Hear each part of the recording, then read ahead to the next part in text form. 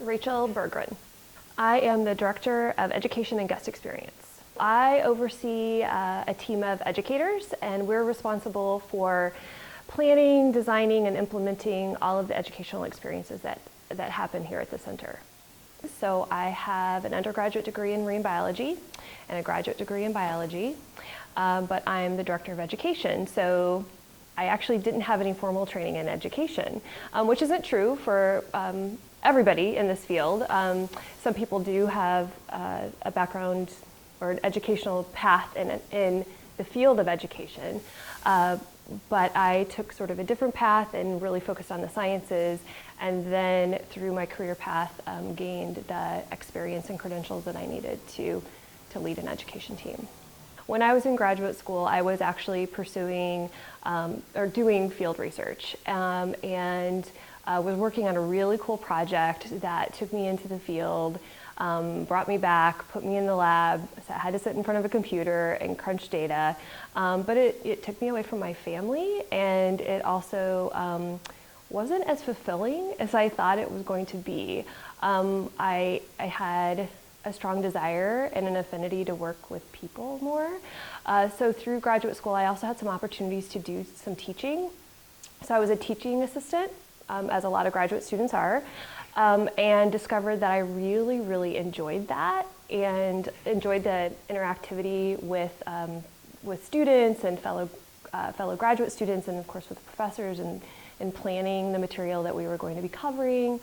And then I had some opportunities to do some other informal education, so things like presenting research to elder hostel groups or summer camp groups or kids that might be visiting the campus for various reasons, and discovered that I really, really enjoyed that. And so found myself looking for more opportunities to do that kind of work, and not so much wanting to be sitting in front of the computer doing data analysis. Even though I'm not doing the field research or acting in sort of a more what you might traditionally think of as a marine biology type role, it's still my passion. I'm still really passionate about the content, about the science, about the discoveries that are being made every day, the things that we're learning here, that our researchers and our veterinary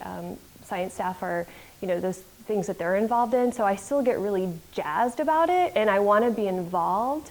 But what I bring to it, and what I bring to it is an interest in how do we take this information and translate it and make it relatable and relevant to everybody. So not just those who are technically inclined or really geek out about the science, but to everybody, because these are questions, the questions that we're posing and the things that we're finding out really do matter to all of us. And so that's where my sort of sweet spot is and where I get really excited about is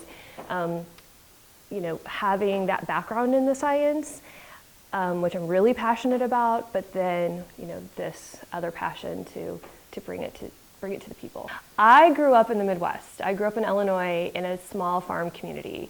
I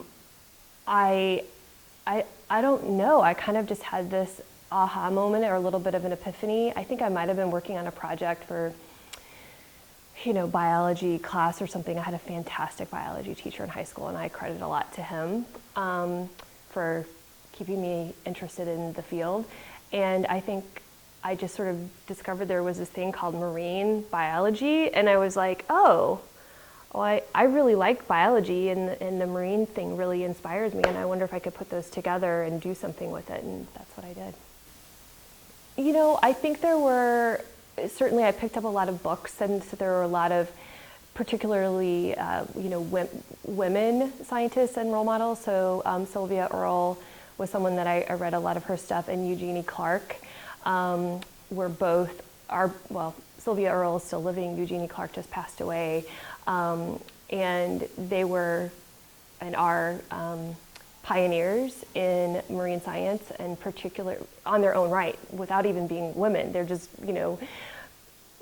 gender, regardless of gender, they're both amazing pioneers in the field. You know, follow your passion and your interests, even if you don't know what you want to do with that passion or that interest in that, you know, content area, whatever it might be.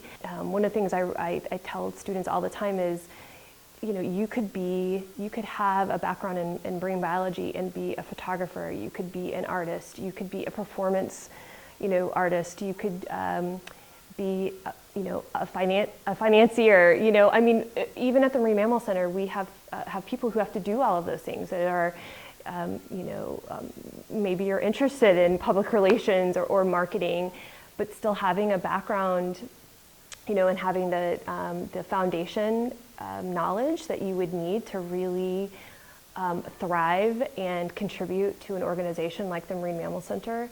You know, the possibilities are endless. So just follow that passion. And then I would also say, get as many experiences as you possibly can. So don't put yourself in a box. Don't think that just because I'm studying marine biology or whatever field that I have to follow a prescribed path or do the things that you think you're supposed to do. And I fell into that trap a little bit. And so if I could do it over again, there are probably a lot of different things that I would have done differently, and I wouldn't have limited myself to the things that I thought I was supposed to do to be successful in this field. I would have tried a lot of different things.